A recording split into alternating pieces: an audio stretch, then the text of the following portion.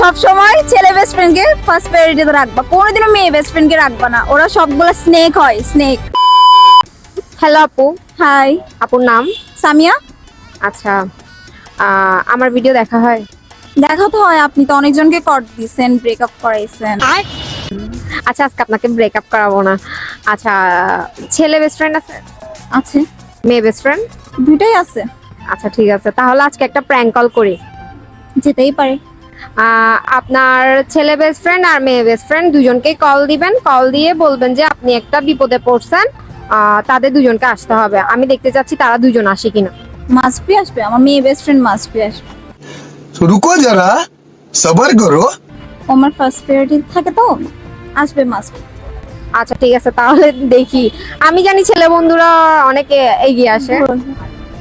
হবে না, হবে না, এগুলো ছেলে লুচ্চা হয় ছেলেরা, क्या बोला तूने? স্পেশালি আচ্ছা ঠিক আছে, তাহলে কল দেন। ফার্স্টে কাকে দিবেন? মেয়ে। আচ্ছা ঠিক আছে, মেয়ে ফ্রেন্ডকে দেন। হ্যালো দোস্ত, হ্যাঁ বল না। কোথায় তুই?